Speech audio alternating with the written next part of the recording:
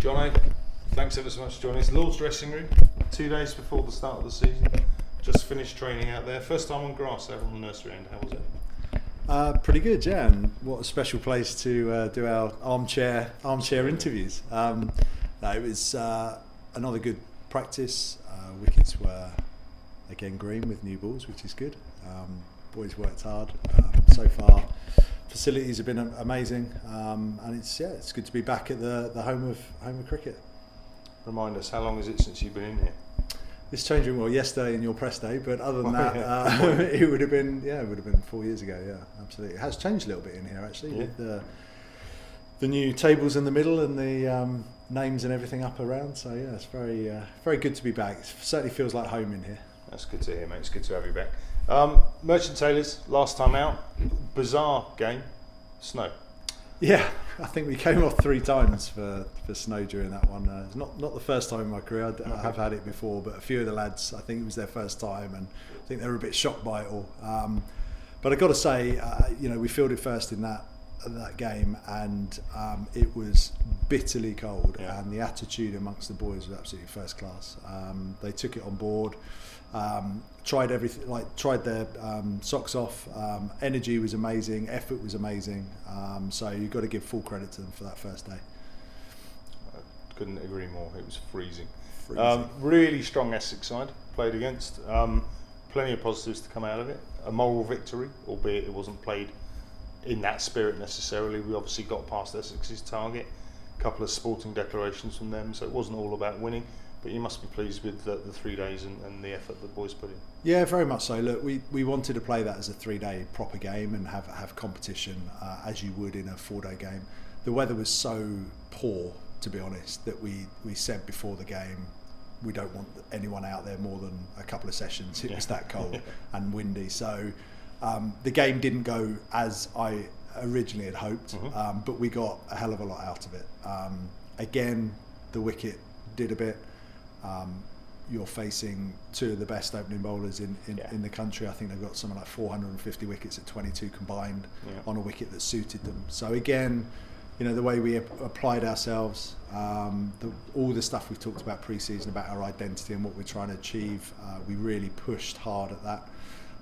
And then when we got the chance with the ball, we put it in good areas against, again, one of the best England, if not the best English batter of our generation. So he's got a few runs behind him. He's got a couple here and there, so I think all in all, I'm really happy with pre-season as a whole.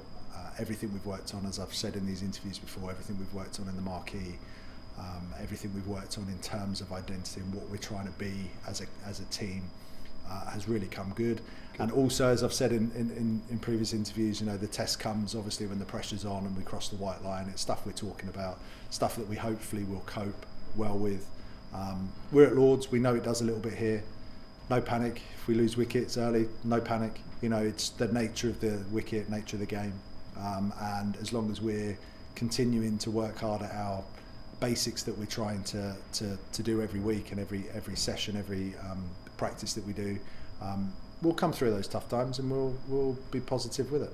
Brilliant. You mentioned, touched on it earlier, that we were here yesterday for press day. I saw a few of the lads mooching out to the middle where the ground staff were busy preparing the wicket for Thursday. How much influence do you have as first team coach on what pitch Carl prepares out there for us? We just ask Carl to produce decent wickets, and we know that sometimes here can be tough because the amount of cricket that gets played here, and we accept that. I think I've said again all the way along in our interviews, we accept what we get given. It's the classic saying for both sides. We just got to be better at playing on it than the opposition, and why wouldn't we be? We're the home side. So yeah, we've asked for decent wickets, and we'll just play on whatever we get. No problem from our point of view. No pressure. That's how it goes. You mentioned going into game 3, as the world now know it, the 3-dayer against Essex, that the side you were putting out would replicate something pretty close to the side that you're going to play against Derbyshire. Yeah. Have your views changed as a result of that game, or are you still looking to push forward with that 12, possibly with a couple of others named in a squad for the Derbyshire game? Yeah, we'll have a squad of 14. We've got a couple of injury concerns, which we'll assess tomorrow and Thursday morning. So that 12 will be the squad plus Josh De Caires and Blake Cullen. So that'll be the 14. and we'll as I say, we'll assess it tomorrow and Thursday morning and pick the side that we think will stand the best chance of winning the game. Absolutely. You've got, that 12 in itself, but with 2 more added in Josh and Blake, you've got plenty of options there. Will your selection in terms of the 11 that you pick for the game against Derbyshire very much depend on what you see on Thursday morning out there, or do you have a mindset already in terms of where you're going with it? Obviously injury will impact on that. I've got a mindset of how I want to set up. Obviously the injuries will impact that slightly, possibly. But as I said before, you'll be the second. In fact, no, you'll be the third to know, won't you? Because you had a go at me last time. So you'll be the third to know when I know. So. Well, it comes to something when you say I'll be the second to know, and my missus tells me I think I was about the 17th to know actually, but I'll work. We'll see how we can get you up that order. list. If you tell me before your mum next time, that would be really handy. So I'll try. Good man. Jono, sit here and now not a ball has been bowled. We're in the dressing room, we're at the home of cricket. Season is about to start. Where's your heart at? Where's your mind? Are we good shape? What's the hopes? Look, we're in good shape, absolutely 100%. I've been interviewed a few times about ambition for the season, what our expectations are. If you sit here as coaches and players, every coach and every player will say our ambition and target excuse me, is to win every game. Yeah. And of course that's a target. You're not a professional sportsman unless you want to win. Obviously there's stuff that we've got to do to get to that point, and our focus is more on the performance part of it and the process of getting that win. So if we can concentrate on our individual targets as a team and as individuals, as I said previously in an interview, if every individual improves and looks to improve every day, and we improve the output of 10% of each individual, the team's output and performances will improve. And if we can continue to do that as a game plan, as a way of moving forward, then results do take care of themselves. And I'm a massive believer in that. Don't look too far ahead. Look at the here and now and try and do your job at that time, and then the performances take care of themselves. Seems like a sensible idea.